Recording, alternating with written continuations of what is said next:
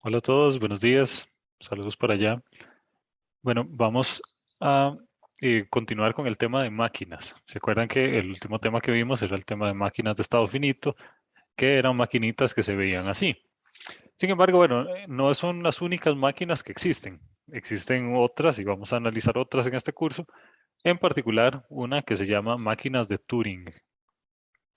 Bueno, es un tipo de máquina que se parece mucho a la máquina de estado finito. Sin embargo, tiene algunas otras particularidades. La principal es que es una máquina que permite leer cosas y escribir cosas.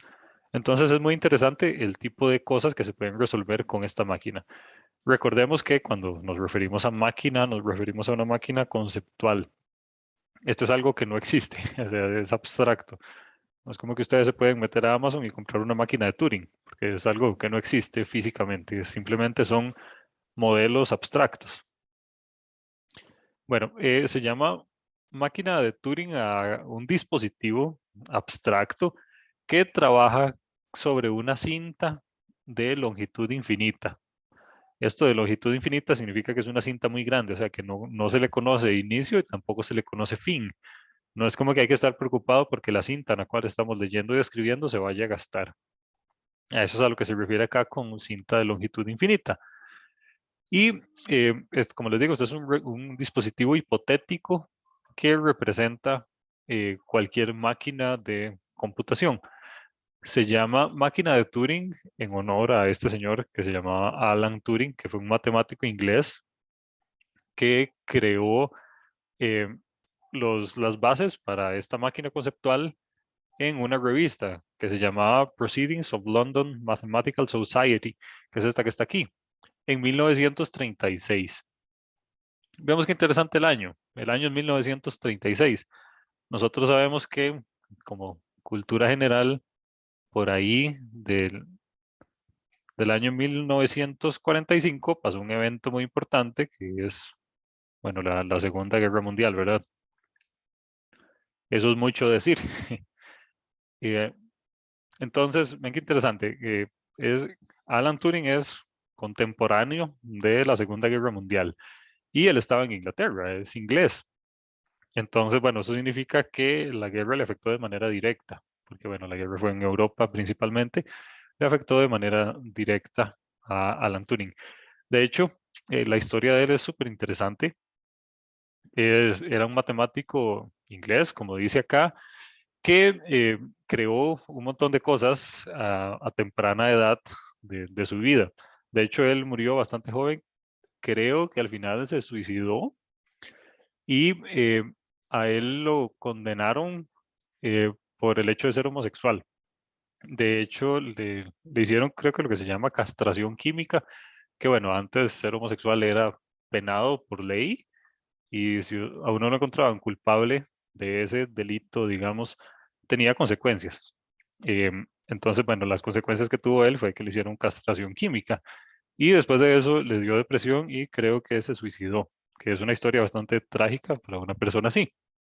Le recomiendo ver esta película que se llama The Imitation Game, que es la historia básicamente de Alan Turing. En este caso es interpretado acá por el Doctor Strange. Eh, y bueno, realmente la película es bastante buena y les recomiendo que la vean. De hecho, bueno, voy a hacer lo posible para darles tiempo de clase para que ustedes busquen la película y vean la película. Es bastante buena y le da a uno como una noción general de cómo estaba la humanidad en ese momento. De hecho, bueno, gracias a este señor Alan Turing fue que se descifró lo que se llamaba la máquina Enigma, que era la máquina que utilizaban los alemanes para codificar mensajes de un punto a otro. Entonces, bueno, él la logró descifrar y de eso se trata esta película, de la historia de él en función de la máquina Enigma. Como les digo, la película es bastante buena, la historia de este muchacho es bastante trágica y bueno, sentó las bases de lo que sería la, los principios de la computación a través de las máquinas que hacía, tanto abstractas como físicas. La que vamos a analizar acá es la que se llama la máquina de Turing, que es una máquina conceptual. Bueno, volviendo a los temas que nos atañen, es así se ve una máquina de Turing en funcionamiento. Vemos que es bastante interesante. estamos trabajando sobre una cinta de longitud infinita, que es esta que viene acá, donde dice A, B, C, D, E, F y así sucesivamente, tanto para la izquierda como para la derecha. Y sobre esta cinta hay un cabezal que se llama cabezal de lectura y de escritura, que ese cabezal tiene la particularidad de que puede leer y escribir, por eso se llama cabezal de lectura y escritura. Y también porque puede moverse de izquierda a la izquierda o a la derecha, dependiendo de lo que uno necesite. Entonces, si yo me muevo a la derecha, por ejemplo, podría leer una D y podría yo reemplazar esa D por alguna otra cosa. Entonces, yo puedo leer y escribir algo diferente o puedo escribir lo mismo. Realmente no importa. Entonces, bueno, así es como funcionan las máquinas de Turing en general. Y esto es como todo lo que tenemos que decir de esta máquina. Eh, Hay una sintaxis particular a través de la cual nosotros nos ponemos de acuerdo de cómo hacemos para leer qué y escribir qué y hacia dónde nos movemos. Y es así. Es valor leído, o sea, valor que queremos leer, slash, valor que queremos escribir, slash, desplazamiento, ya sea una flechita a la izquierda o una flechita a la derecha. Por ejemplo, acá dice alfa slash beta slash derecha. Significa que se lee un alfa, se escribe un beta y nos desplazamos a la derecha después de haber hecho esa lectura y esa escritura. Y el desplazamiento normalmente es hacia la derecha. Podría ser también a la izquierda o podría ser también no moverse. Entonces es posible un desplazamiento nulo, o sea, en el que no nos movemos ni a la izquierda ni a la derecha. Esto depende del tipo de ejercicio que estemos solucionando. Y bueno, eso es, esa es como toda la teoría que hay detrás de esta máquina. Entonces, ahorita lo que vamos a hacer es hacer un par de ejercicios como para introducir el tema. No debería de haber mayor complicación por el hecho de que, bueno, ya se parece bastante a una máquina de estado finito. Sin embargo, bueno, antes de continuar, abro el espacio en caso de que alguien tenga alguna duda con algo y lo podamos ver de una vez antes de pasar con los ejercicios. Bueno, nada más para anotar un momento la nomenclatura de eso. Sí, Ujú. sería posible. Gracias. ¿Alguna otra cosilla por acá?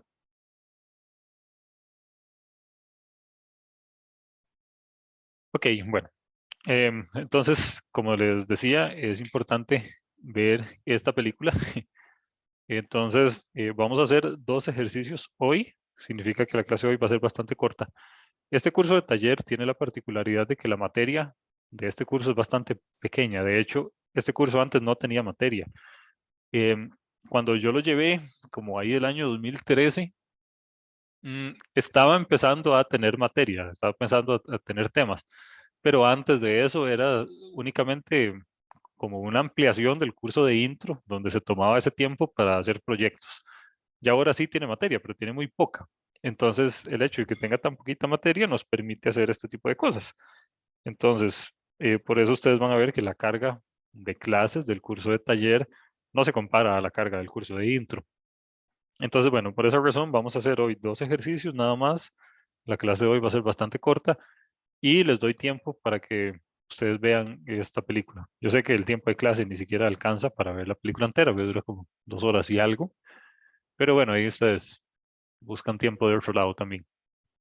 Y esta película no sé si está en Netflix, creo que no. Entonces, de ahí ustedes la consiguen de la manera que mejor les convenga. Entonces, bueno, vamos a pasar a hacer unos ejercicios, como les decía. Vamos a hacer el primero. Vamos a construir una máquina de Turing que escriba su nombre. Entonces, este va a ser nuestro primer ejercicio. Entonces, denme un minutito nada más para acomodar aquí el asunto. Voy a dejar de compartir un momento y voy a compartir acá.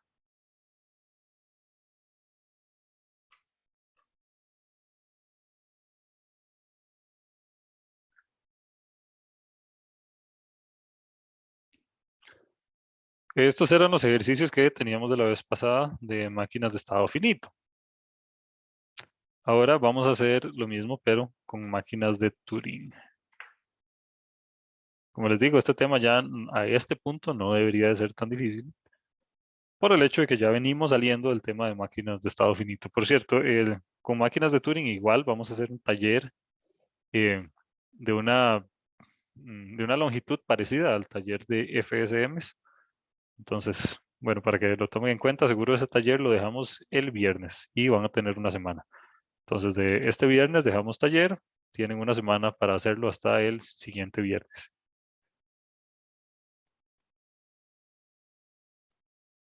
Profe, por si acaso, la película está en Prime Video, para los que quieran verla. Ah, bueno, excelente. Muchas gracias, compañero. Sí, pero bueno, yo la vi también en HBO Max, entonces ahí cualquiera Ujú, puede ujú. verlas.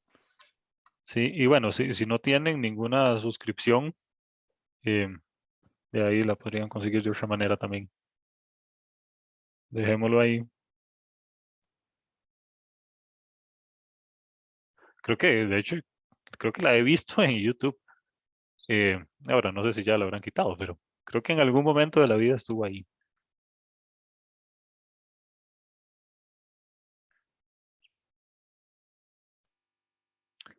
Dice, construya una máquina de Turing. Por cierto, las máquinas de Turing las denotamos como MT.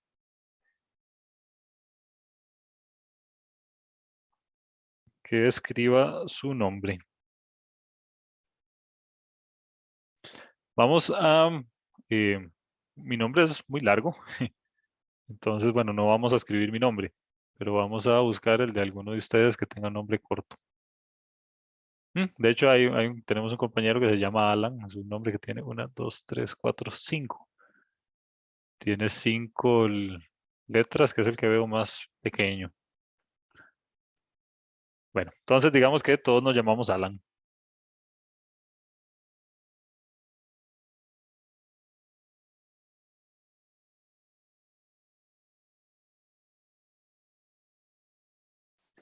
Y bueno, esto es lo que vamos a hacer. Entonces, ahora, ¿cómo empezamos? La dinámica de este tipo de ejercicios es muy parecida, como les digo, a la dinámica de máquinas de estado finito, en el sentido de que hay circulitos, hay transiciones, solo que las transiciones son un toque diferentes. Siempre tenemos que tener un estado inicial, o sea, igual que las máquinas de estado finito. La máquina inicia en algún lado. Ahora, ¿de en qué lado inicia? Depende de lo que estemos haciendo. Pero en este caso, vean que no importa lo que esté escrito en la cinta, lo vamos a sobreescribir con nuestro nombre. Entonces, bueno, vamos a suponer que tenemos un estado que le llamamos I. Este es nuestro estado inicial porque tiene 2 circulitos y eso es lo que habíamos dicho, que así denotábamos un estado inicial. Y después vamos a crear un estado para cada una de las letras del nombre que vamos a escribir. Vamos a crear una que se llama A, una que se llama L, una que se llama L, una que se llama A y una que se llama N. Esas son los estados de nuestra máquina de Turing. Ahora, lo que viene interesante es lo nuevo que tiene este tema, que es el asunto de las transiciones. En este caso, pues no tenemos que tomar ninguna decisión. Simplemente todas las transiciones sabemos que van a ser hacia adelante. Porque como les digo, no importa lo que esté escrito en la cinta, vamos a sobreescribirle cosas nuevas. Entonces, no hay que tomar como ninguna decisión, simplemente avanzamos hacia adelante y sobreescribiendo lo que esté en la cinta con nuestro nombre. Eh, entonces, bueno, vamos a suponer que tenemos un conjunto,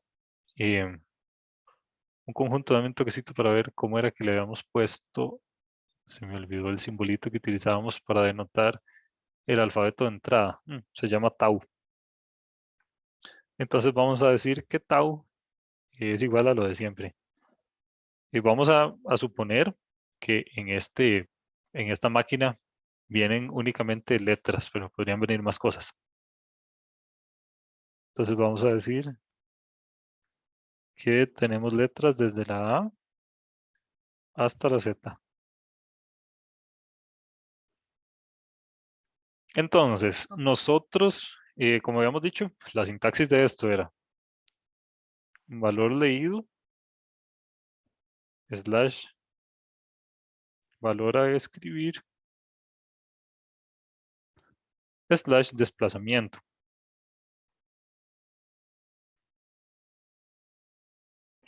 Entonces las transiciones llevan esa sintaxis.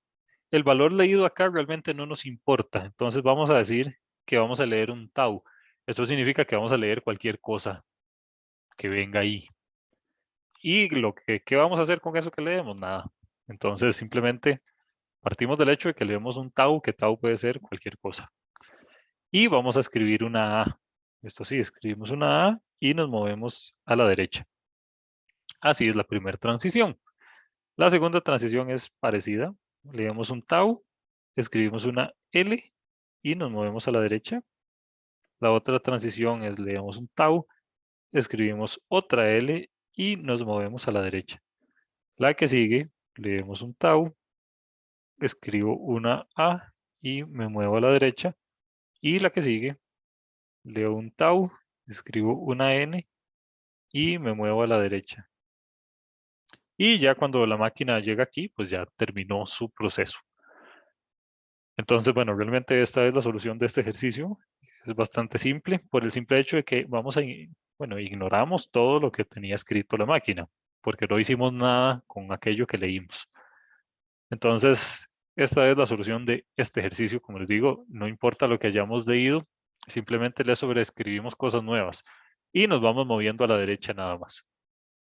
Esta es la solución del primer ejemplo. ¿Alguien tiene alguna duda con esto? Profe, entonces no entiendo una cosa. Perdón. Es que no entiendo, entonces, ¿cuál sería el objetivo de leer tables si igualmente le sobreescribiríamos algo? Sí, el asunto es que no podemos dejar este campito en blanco. O sea, uno no puede hacer así. Entonces hay que denotar de alguna manera de que leímmo algo, pero no importa. O sea, la sintaxis siempre tiene que mantenerse. Los slash siempre tienen que mantenerse. Entonces leemos tau por el simple hecho de no dejar ese campito vacío.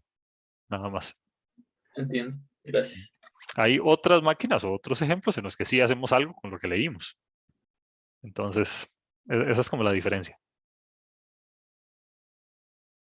Profe, esta comparación como de las de estado finito no lleva como estados, digamos, o sea, como que se especificaban como poníamos con el otro, ¿o sí? Ujú, ujú. Sí, bueno, entiendo su pregunta. Realmente este tipo de máquinas no es tan formal como las máquinas de estado finito. Entonces aquí esas cosas no importan tanto. Lo que importa es como esto, como el diagrama nada más. No existe el concepto de tabla de transición, porque acá las transiciones son más complejas, o sea, no son simplemente transiciones. No existe el concepto del conjunto de estados, simplemente existe el concepto de alfabeto. Entonces, esa es como la diferencia. Este tipo de máquina es un poco más sencilla, menos estricta que la anterior. Por eso mismo es que también podemos repetir estados. Sí, por eso mismo es que podemos repetir estados. Sí, Y si eso usted. tampoco tiene memoria. Esta máquina sí, realmente eso sí, el mismo concepto sí existe acá. Digamos, acá uno puede tomar decisiones en base a lo que leyó. Entonces sí existe el concepto primitivo de memoria.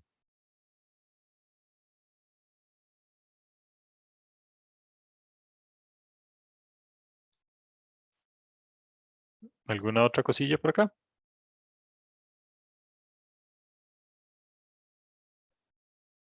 Ok, bueno, vamos a pasar al ejercicio que sigue, que este ya lo habíamos hecho en máquinas de estado finito. Ahora vamos a ver cuál es la versión en máquinas de Turing.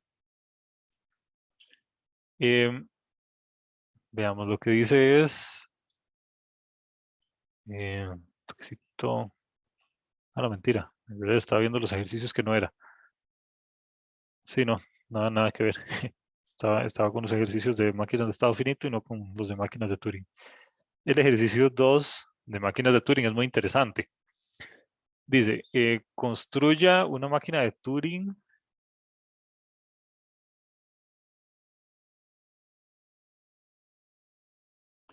que traduzca una secuencia binaria.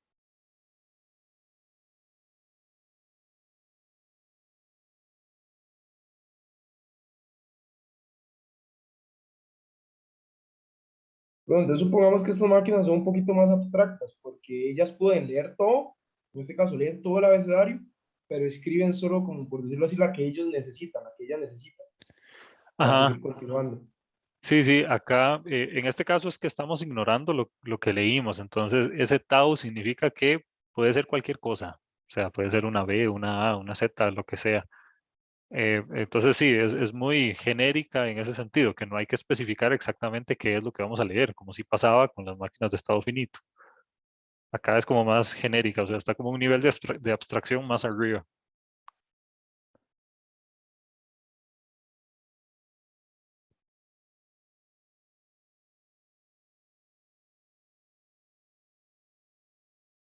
Bueno, este es nuestro segundo ejercicio. Ustedes pueden encontrar el enunciado completo en la presentación, que por cierto, eso está en el TEC Digital, es la única presentación que hemos utilizado en el curso. Entonces, bueno, se trata de leer una hilera binaria y traducirla. Cuando decimos traducirla, nos referimos a hacer reemplazos. Entonces, si yo leo un 0, voy a escribir una B. Si yo leo un 1, voy a escribir una A. Esa es como la diferencia general, esa es como la definición general de cuando decimos acá traducir. Entonces, bueno, esto es, como ya entendemos bien el concepto de leer y de escribir, entonces es bastante fácil. Vamos a hacer dos estados.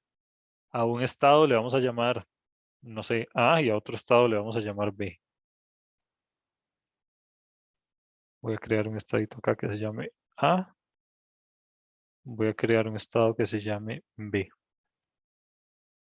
Voy a suponer que el estado inicial es A, porque sí, aunque realmente aquí no importa dónde esté el estado inicial. Da igual, digamos, pero como por formalidad vamos a definirlo. Por cierto, si ustedes en algún momento ven que el estado inicial no tiene sentido, o sea, que da igual dónde esté el estado inicial, podrían no ponerlo y sería correcto igual. Entonces, en el estado A vamos a traducir los unos, en el estado B vamos a traducir los ceros. Entonces, si estoy en el estado A, voy a hacer una transición así, que si leo un 1, voy a escribir una A y me voy a mover a la derecha. Va a suceder lo mismo en el estado B. En el estado B, si leo un 0, voy a escribir una B y me voy a desplazar hacia la derecha. Ahora, si estoy en el estado B y recibo un 1, o sea, o leo un 1, leo un 1, escribo una A y me desplazo a la derecha igual. Y sucede lo mismo en el caso contrario. Leo un 0, escribo una B y me desplazo a la derecha. Realmente esta es la solución del ejercicio. Es un ejercicio bastante simple y bastante pequeño, que simplemente lo único que hace es leer una cosa y escribir otra. Y ya eso es todo. Entonces es bastante sencillo. Profe, entonces, avanzar a la derecha realmente no se refiere con respecto a la gráfica, sino avanzar a la siguiente lectura. Ajá, avanzar a la siguiente casilla, digamos. Supongamos que tenemos una entrada que es la cinta, digamos que sea así. Tiene aquí diferentes campitos, digamos. Y dentro de esos campitos, en este caso, hay una hilera binaria, porque el ejercicio nos dice que traduzca una secuencia binaria. Entonces lo que viene aquí son puros unos y ceros. Y nuestro cabezal está en algún punto. Entonces, en el momento inicial está al inicio. Entonces, cuando decimos que nos movemos a la derecha, lo que estamos haciendo es moviendo el cabezal hacia acá. Entonces ya el cabezalcillo no está aquí, sino que está ahí a la derecha. Si nos moviéramos hacia la izquierda, lo que hacemos es un desplazamiento hacia la izquierda, más bien. Entonces devolvemos el cabezal hacia acá. Entonces, cuando decimos desplazamiento, nos referimos a que estamos moviendo el cabezal de lectura y de escritura. Lo estamos moviendo para la izquierda, para la derecha, o podría darse el caso en el que yo no lo muevo. Digamos que yo esté acá y porque así lo necesito, yo podría quedarme en este mismo lugar. Entonces me quedo ahí. Para moverme a la izquierda es una flecha hacia la izquierda, para no moverme es una rayita nada más y para moverme a la derecha es una flecha a la derecha. Esas son como las sintaxis que existe. Entonces, por eso es que tiene una memoria primitiva, porque es capaz de volverse los datos. Cuando decimos memoria primitiva nos referimos como a este tipo de comportamiento en el cual en base a lo que yo lea, tomo una acción o tomo otra. Esa es como la memoria, digamos, baso mi respuesta siguiente basado en dónde yo estoy y basado en lo que yo lea. Entonces, ese es como el concepto de memoria, que yo la siguiente decisión la tomo basado en el estado en el que estoy actual y en aquello que yo leí. A eso es a lo que nos referimos con memoria. Pero solo tiene una memoria de un estado, o sea, solo recuerda el estado en el que está ahorita. No tiene como más memoria hacia atrás, digamos, no sabe de dónde vino. Entonces, por eso es que se llama memoria primitiva, porque es súper limitada.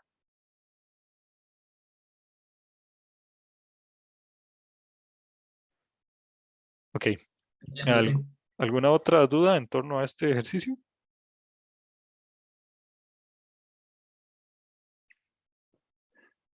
Profesor, una, usted dijo antes, es que no entendí muy bien a qué se refería, que si algo como del inicio, que si no tenía sentido, como que no se ponía o algo así. Ujú, ujú, exactamente. Veamos esta máquina este diagrama de aquí arriba. ¿Qué pasa si yo llego y quito el estado inicial? ¿Cuál sería el efecto? Realmente la máquina se va a seguir comportando exactamente igual. Este es un ejemplo de una máquina en particular en el cual no importa cuál es el estado inicial. O sea, el estado inicial podría ser el B y el funcionamiento de la máquina sería el mismo. Ahora, ¿qué pasa con el ejercicio anterior? Si usted llega y pone estado inicial aquí el L, ya le queda todo mal. Entonces, en este caso, sí tiene sentido denotar un estado inicial. Pero en un ejercicio como este, realmente da igual donde usted ponga el estado inicial. Entonces, tiene dos opciones: ponerlo donde sea o no ponerlo. Ambas opciones son igual de válidas. En este ejercicio de aquí arriba sí tiene que ponerlo al inicio. O sea, aquí sí afecta donde usted lo ponga. Ah, ok, ok, listo, gracias. Ok, bueno, voy a dejar de compartir acá. Y entonces, bueno, vamos de tareita moral, digamos, vamos a resolver el ejercicio 3. Es básicamente parecido a lo que hemos hecho en máquinas de estado finito, cuando había que denotar si en una secuencia venía algo. Mira, por cierto, este ejercicio está mal. Que reconozca si en una secuencia binaria delimitada por asteriscos existe la letra C. Realmente esto no es una secuencia binaria, porque en una secuencia binaria jamás va a venir una C. Esto es una secuencia del alfabeto español, una secuencia de X. O sea, no es una secuencia binaria. Entonces acá hay un error. Eh, entonces, bueno, porfa hagan el ejercicio 3 antes de la clase del viernes. Es básicamente en una secuencia cualquiera encontrar si viene la letra C. Si viene la letra C, caemos a un estado de correcto, y si no, entonces caemos a un estado de que no vino la letra C.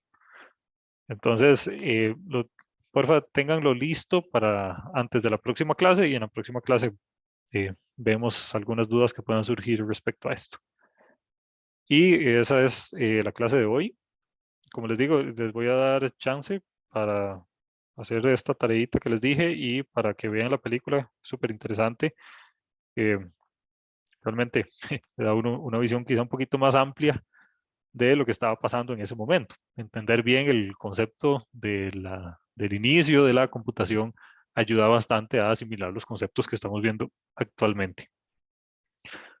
Y lo bueno es que el curso de taller tiene poca materia, entonces nos permite hacer este tipo de cosas. Realmente el curso de taller se pone un poco más feo cuando vengan los proyectos, que eso es como unas 3 semanas tal vez. Entonces ahí el nivel de exigencia sí va a subir un montón, eh, porque bueno, van a tener que trabajar van a tener que trabajar en su casa en el proyecto. Eso puede que les tome bastante tiempo. Pero de momento aprovechemos que el curso está suavecito para hacer este tipo de ejercicios. Muchas gracias a todos. Que tengan un bonito día. Profe, nada más una consulta. Luego.